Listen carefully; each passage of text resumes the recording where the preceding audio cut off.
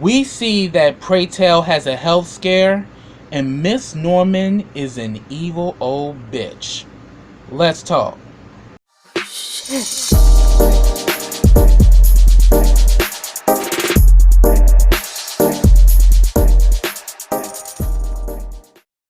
Hey, what's up, everybody? Welcome back to KRS TV. This is your boy Kenny, and this is Pose Season 2, Episode 6.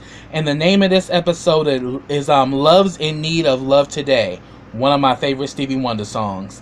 So, the episode opens up. We're at the ball. The category is Back to the Future, and we can definitely tell that something is up with Pray Tell because the lights are bothering him. He's sweating profusely, and while he's up there, he mentions about the AIDS cabaret, ball. Remember they did that, last season, when his lover Costas was in the hospital, and we see that Blanca is out in the audience passing out information about the AIDS cabaret. And she notices that something's not right with Pray Tell, but before she can get to him, Pray Tell passes out. And literally, that's where the episode began. And we see that Pray Tell is rushed to the hospital, and we see that his platelets are very low, and he's been tired more than usual. He's also having a lot of bruises on his body, and he's not having regular bowel movements, and he's also experiencing a lot of internal bleeding, and it's due to AZT. So they pretty much tell him that, we're going to have to take you off AZT because your body's not responding to it. And you immediately see him got this mean look, at Blanca and Judy, because they were the ones who convinced him that he needed to get on AZT. But again, AZT didn't work for everybody, because you see that Blanca's fine. As a matter of fact, Blanca is thriving now that she's on AZT. But AZT didn't work for everybody. And again, there were a lot of people that died from AZT more so than AIDS itself. And pretty much both of them, Judy and Blanca, they definitely feel, remorseful, because they was like, we were only trying to help you, and we only want to try to extend your life. We would never try to do anything to harm you. And he pretty much, Pray Tell is just at wit's end. He says, I'm sick of not knowing when my last day is going to be, and here it is. This could have been the end of me. And he's just like, you know what? I'm just sick and tired of not knowing. And I just want to have, for the one time in my life, I just want to have a temper tantrum and not give a damn how anybody feels. So he kind of yells at them and tells them to get the fuck out. So I was like, damn, shit is real. So we see at Blanca's business, she's putting up flyers for the AIDS cabaret. Miss Norman's old messy ass picks it up, and she's like, oh, honey, if you really, I really want to close you down, but you putting this shit up, you'll probably be closed down faster than I can blink. And she was like, oh, don't get me wrong, I like gays, it's the A's that I don't like. And she was like, well, and then all of a sudden she's like, oh, really? Tell me how you really feel. And she's like, oh yeah, you think you're the only one that's experienced people dying from AIDS? She says, I had a hairdresser, and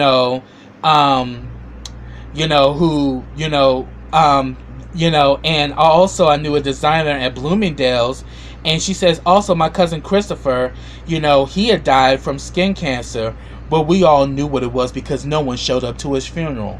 I'm like, which was kind of common, with a lot of AIDS patients. There was no family nor friends that supported them. But then she says, but you know what?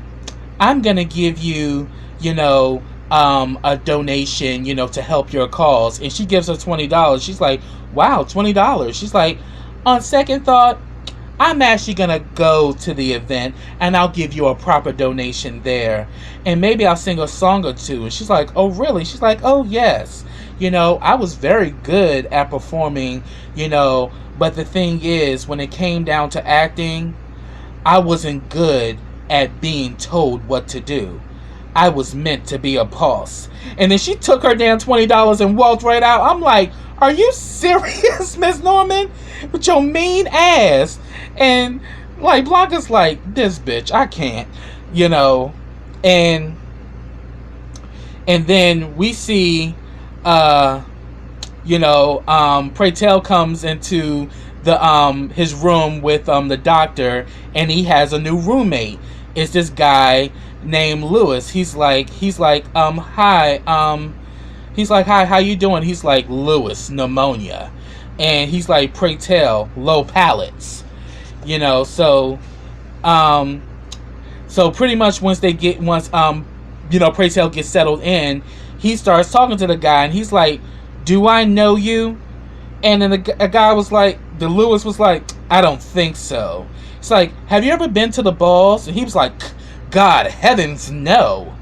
But if you probably saw me, I used to be at B. Altman, I used to work there, which is, was a luxury department store. Celebrities and people from around the world used to go shopping at B. Altman, before it closed down.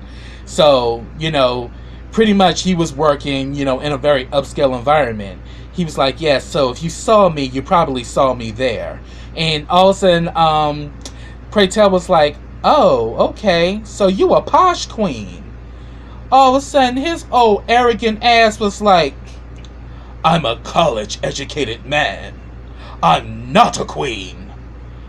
I'm like, okay, bitch, say how you really feel.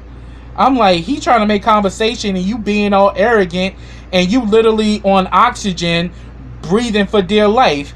And it's funny thing about it, because later on that day, oh boy, Lewis goes into cardiac arrest. Pray Tell panics and calls in, the medics. And he's so irate. He's like, no, you're hurting him. You're hurting him. And they literally had to sedate Pray Tell, because Tell literally was losing it. And here it goes. Like, so it seems to me, your last moment you was being shady and now you 6 feet under, So what do you think about that now with your college educated ass? Because I ain't like that, but then again, it's kind of testament of how there's a lot of this dissension within the gay community, because you got the ballroom culture, and then you have people who are outside of that culture and how they look down at the ballroom kids. Because dude was arrogant as shit, and I'm like, boo boo, you up in here in the same situation as him. You both are infected with HIV and AIDS. And you still being arrogant, and then the next thing you know, your ass is done. So yeah, Lewis is dead, and Pray Tell was sedated, and while he was sedated, he gets visited by 3 spirits, kind of like A Christmas Carol, the infamous story. So the first thing, he comes up and he sees all of these flowers, and pretty much, he starts reading the cards on the flowers, and he gets one card that says, she's like, shoot, it's getting lonely here in hell, Pray Tell. Die soon so I can have some company. And then he reads another one, die bitch, XOXO. And then all of a sudden he sees the curtain that separated him from Lewis. He pulls the curtain back, and it's fucking Miss Candy. And I was so happy to see Candy, but Candy looked clean. She looked like a black Marilyn Monroe when she was like, happy birthday, Mr. President. I mean, she was giving me that whole Marilyn Monroe look when Marilyn sung for President Kennedy back in the 60s, honey. And she was looking glammed up, and she was like, oh, I got good news, bitch. And she goes, so pretty much, you know, here it is. You know, she starts going into Lewis's medication, and she's like, Valium. Feels like you're taking a warm bath inside. Um, and she looked great. As I said, Candy looked clean. She looked gorgeous. And she goes into a little vanity, starts doing the makeup, and she was like, oh yes, honey, you know, I've been getting a girl down in hell doing my makeup. She used to work at Bloomingdale's and worked at the Lacombe stand before her boyfriend killed her. And then she's like, I also have a photo shoot with Robbo Mapplethorpe. And then I also have, you know, lunch with Lee. That's Liberace, bitch.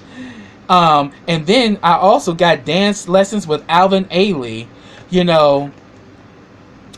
And she pretty much we see that Candy is literally spending her eternity with people who died of AIDS.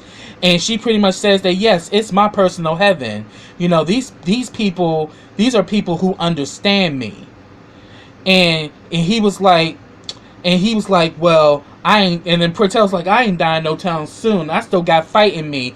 And she was like, fight for what? Another ball? Another bar crowd? She's like, you know that the bar crowd is getting smaller and smaller every night. You know, joy and pain, you know, and here it is, you know, it's the other way around, you know, when you were watching your lovers, you know, literally,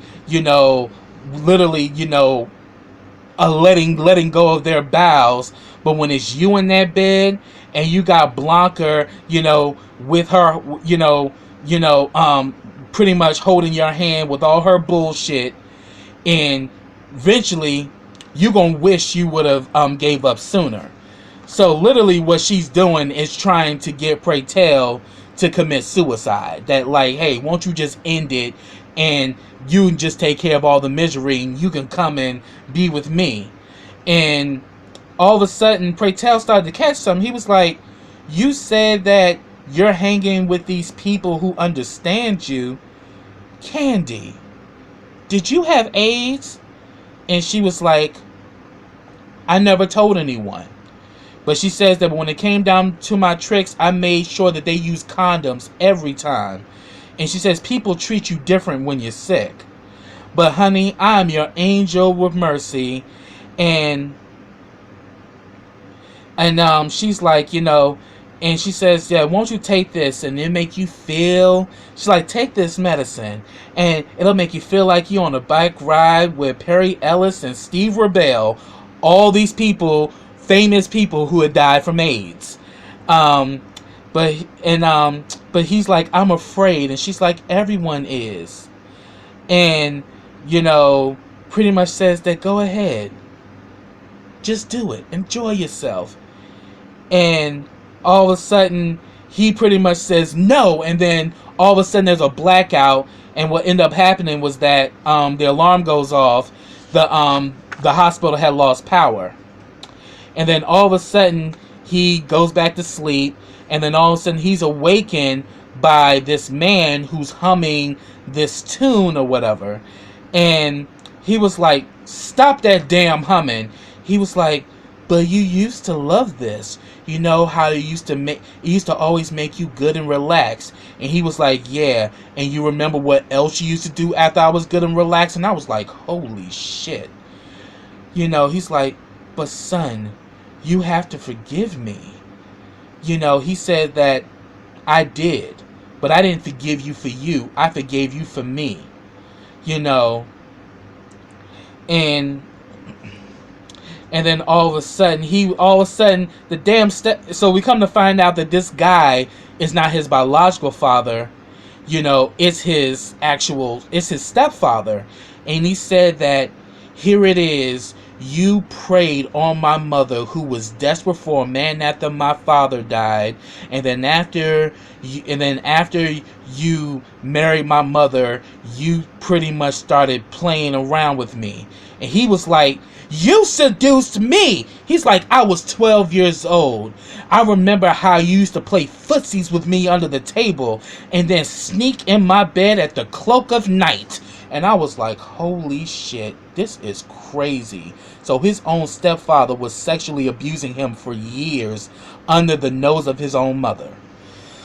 And he says that, yeah. And then the father was like, yes. And like every time, you know, we would meet with each other, it was always a fight between us.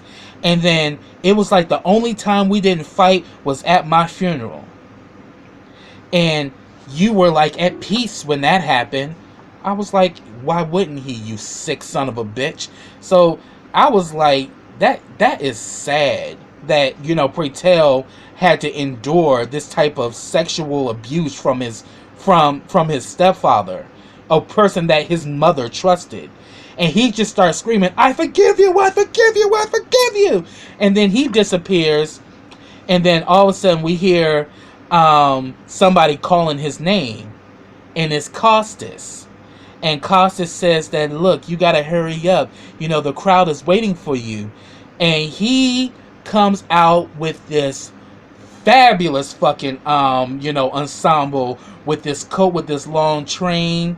And he pretty much goes and he sings The Man That Got Away, which is a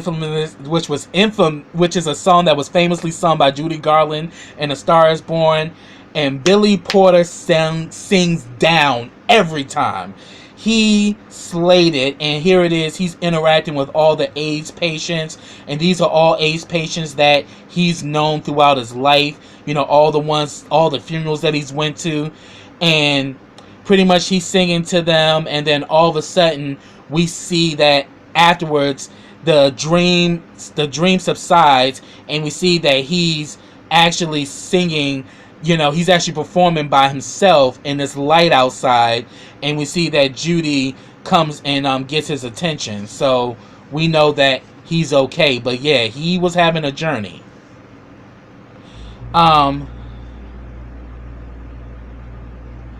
So then we see that Blanca is pretty much trying to get things together for this aid cabaret, because normally this is the work that Pretel was doing, but she's pretty much losing it because she hears the kids in the room. They're going crazy and they're being loud, and you know, they're just having all this chatter, and she just goes to fuck off, and she just goes and she's like, you know what, can y'all please keep it the fuck down in here? I'm up here trying to do this set list for the cabaret. This is stuff that normally Pretel is doing, and with my dyslexia I can't think straight. And literally, she's reacting because she feels guilty over the fact that she was one of the main people that really got Pretel on AZT, and he could have died because of her. So she's literally feeling this guilt. But they let her know that, well, we're celebrating because Angel just booked another modeling gig. So Angel excuses Damon and Poppy, and she's there, and she pretty much has a talk with Blanca, you know, and she's saying that, look, you're overworked, you're running a business, you're also a mother. But then, you know, she definitely shares with Angel that she feels guilty because she was the one who suggested Pretel take AZT, and she says that if he dies, his blood will be on my hands. And Angel said, like, you did what was best for him, and it's the only drug available right now. You didn't know that was gonna happen, and didn't know, and you already know. Don't nobody make Pretel do nothing he don't want to do. So stop this shit, you know. And then we see that the actual cabaret. Nurse Judy shows up in this glam green dress. She got her hair up and everything. I mean, Miss Judy looked good. We see that Miss Norman's there, and she pretty much, Judy lets Blanca know that Pretel won't get out of his bed or whatever. So Blanca goes up to see Pretel, and she's like, you know what, get your ass out of bed, Pretel. You gonna be out of here in 2 days. What's going on? Like, everybody's downstairs. And he's like, well, if you gonna be there, and she's like, yes. Like, then he says, fine, then I'm not coming. And he was like, look, I know you mad at me. He's like, oh, you think? And she begins to go off. She's like, you know what? I'm getting sick of you being spiteful as shit. You know, none of us know when we're leaving here. So, you know, if you want to blame me for doing what I did, fine, you can do that, but fuck it. And if anybody should be mad, it should be me. You know what I'm saying? Like, you're my family, and you up in here being spiteful and shit. I'm not gonna let you ruin this day for us. And he was like, fuck you. And she was like, fuck you too. So we see that the family connection is still there, but pretty much Pray Tell is mad because the fact that they told him to get on AZT caused him to have this health scare where he could have died. But then she was like, you know what? Why don't you put on that cologne that makes you smell like an old whore and bring your ass downstairs? And he was like, excuse me? She was like, show starts in 10 minutes, bitch. I ain't got time. So she's like, I'm not going to sit up here and wallow with you. You know, if you're going to be wallowing, you're going to be wallowing by your damn self. So then we see, Judy, Nurse Judy actually sings, and Sandra Bernhard sings down. She's a comedian, but she's also a great performer as well. And the funny thing about it, it's really funny that they're like the last episode they were talking a lot about Madonna, but yet Madonna and Sandra Bernhard used to date each other back in the day. So I thought that was kind of like a coincidence. But here it is. Judy sings Prince's song, Sometimes It Snows in April. And we see that Elektra is also there as well. So the House of Wintour and the House of Evangelista all turned up for the AIDS Cabaret. We see that Ricky, Damon, and Lulu, are singing backup. And we see that during the song, Lulu starts breaking down and Ricky and Damon hold her up because we definitely know that Lulu is still grieving Candy because now she's running the House of Veracity by herself, and Candy was like a very big personality in her life that's no longer there. And she did tell Lulu, you gonna miss me, girl, and she is. And we definitely see definitely in the next episode, Lulu gonna be hitting rock bottom like shit. But we see that they're holding her up, and then we pretty much see that after the performance, the damn houses start going back and forth at each other. The House of Wintour versus the House of Evangelista, and pretty much they pretty much say like, yo, cut it out, we're all here together, cut that shit out. And then next, Frederica Norman, comes up. She starts, she's acting like a damn lounge singer and shit. She's talking to the audience. I used to want to be like Elizabeth Taylor. And then she says, and my good girlfriend Blanca told me about this and I could not pass this up.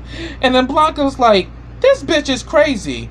First she want to evict me and now she want to be my friend? I was cracking up. Like, Blanca's like, I ain't here for her and her bullshit. So she gives Blanca $100. Blanca takes that shit quick like, nah, bitch, you ain't getting this shit back. And she goes to perform I'm Still Here. Now, if you know about Miss Patti LuPone, because she performed at the Grammys last year and shut it down. Patti LuPone is not to be played with when it comes down to singing and when it comes down to performing. She is a Broadway legend, and she sings down. She sings down. Like, Patti starts singing, and she slays her performance, gets a standing ovation. And then Blanca says, we're going to have a brief intermission. And then Patti and her have a moment. She's like, wow, I really misjudged you. I didn't think you had it in you. She's like, yeah, singing is definitely a part of my life. But she says that, but, we'll talk later, but I'm going to have to go make a business call. We come to find out that this bitch, Frederica Norman, while this is going on, she has her son at Blanca's shop closing everything out. They pulled out all her stuff, and they're boarding the whole thing with they're pretty much boarding up her whole store. And she's on the phone saying that, are you done yet? And her son is like, look, we need about an hour or two. Like, you just can't expect this to just happen that fast. She says, you got 1 hour. I will keep her here, but I want that business boarded up, and I want chains on the doors, and I want the locks changed. I'm like, oh, you evil bitch. And that's why I opened this video when I said that, yeah, she's an evil old bitch. Because here it is, you're going to use a charity situation to shut Blanca down. Like, you are heartless and just evil. Like, I was like so disgusted with that shit. Then we get a performance from Elektra's ass. Elektra's ass is so damn tone deaf, and she's singing Sooner or Later, right? And Lulu is literally holding her ears like, bitch. Like, it was so funny. And then Miss Norman's looking like, and she's like, and like, it was so funny because like Elektra is just like, keep my man. I was rolling like shit. I'm like, Elektra, you are doing entirely too much. And then Blanca was like, okay, Elektra, thank you for that rendition. I was gagged. I was like, oh shit, this is too much. And pretty much Blanca announces that they've raised over $4,000, for AIDS charity. And while she's up at the mic, she also confesses that she's living with HIV. And we can see that Elektra as well as Miss Norman are shocked because they had no idea. And Blanca begins singing Love's in Need of Love Today by Stevie Wonder.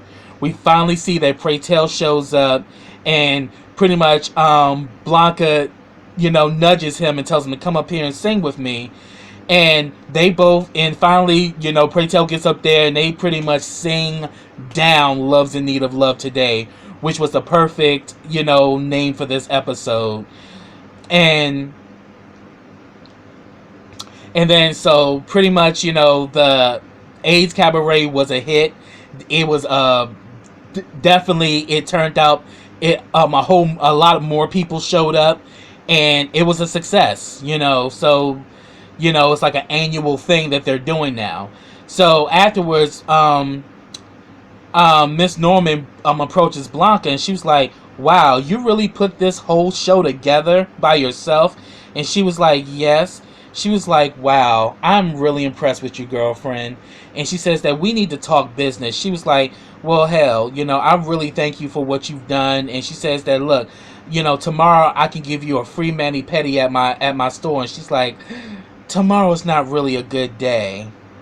But tomorrow's not really good for me. But I'll pay you. I'll buy you some dessert. And she's like, well, hell, if you paying, I'm getting me a 3-course meal. She's like, well, fine. It'll give me and you more time to talk and catch up. And I was like, so this is how she's going to keep her away while she's, shutting her business down. And then the next day, Blanca walks up and see that our whole business is boarded up and, chained up and shit. And she was like, ooh, that bitch. So pretty much we see that Pray Tell is now staying with Blanca until he fully recuperates. And he's asking for a drink, and it's like, no booze. You want some milk? And he was like, I can get a drink, whether your mother knows about it or not. And she's like, yeah, and my voice will be playing in the back of your head if you do. So they pretty much says that, look, we're going to flush this AZT out of you. We got you a butter diet where we're going to get all of this out and we're going to get your weight back up. And then Blanca pretty much announces that she filed a lawsuit with the New York Housing Department. And And she says from 8 to 6 we're gonna be protesting in front of the building or whatever. And she says that yeah, this bitch trying to shame us, but she gonna back down because she don't want her pick next to ours on page 6. You know, shit, we not backing down, but we gonna protest. And you know, watching, you know, the act of protest gave me some ideas. I'm gonna fight back. So they encourage her that yeah, you doing what's right. And then, like, so they have that cute moment, and then, like, Pritel's like, damn, y'all ain't have no parsley or no garlic? What the hell? Like, I thought it was real cute. So, you know, we see that Pritel is getting back to health. And then we see that, the House of Evangelista is out there saying a crook. Frederica is a crook. And then all of a sudden, Pritel is there, and he says that, oh, you see us here, right? Well, look over there. And you saw a group of people coming up to join her, and they said, look over there. And then more people coming. We even see Electra comes up and was like, that's what's up. Like, Electra showed up for her daughter, and I was happy for that. So it's a whole crew. It's like over 50 people, and they're all chatting a crook. Frederica is a crook. That bitch comes down in her limo with her and her son, and then all of a sudden she looks down and she's like, oh shit. I'm like, yep, you ain't gonna make Blanca go away that easy. Blanca's a fighter. And I was like, yep, that's what's up. And then we get a scene with Pritel. He's alone, and Candy's ghost comes back to haunt him again. Because she did tell him at the funeral she was gonna be haunting his ass, and we're seeing it. She's like,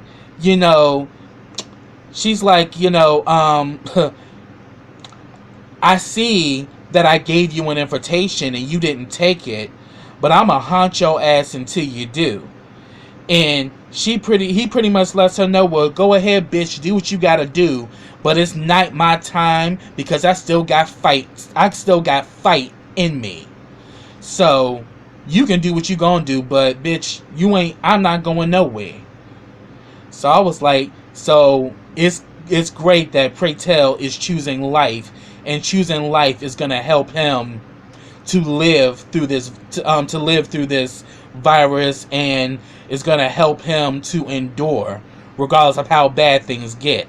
Because Candy's ass is literally like that little spirit that keeps trying to tell him, you need to end this shit and come back and come with me and all this shit. But Pratel's like, nah, it ain't my time, honey. And then they also had a great quote at the end. It was like, it is necessary to constantly remind ourselves that we are not an abomination. And that was actually by Marlon Riggs, another legend in the LGBTQ community, who also passed away from AIDS in 1994. So I was like, this was a really damn good episode. You know, it really talked about the AIDS epidemic. It talked about the dangers of AZT, but then also showed how the community, when it comes time, we lock arms and we fight as a unit. So that's what I have, y'all. If I missed anything, put it down in the comments. I'd love to talk to you about it. But subscribe to my channel. Click that bell so you get notifications every time I drop a video. Also, follow me on all of my social platforms. I have them all listed in the description box. Also, subscribe to my new channel, Real Tea, Real Talk. I'll also have that link in the description box as well.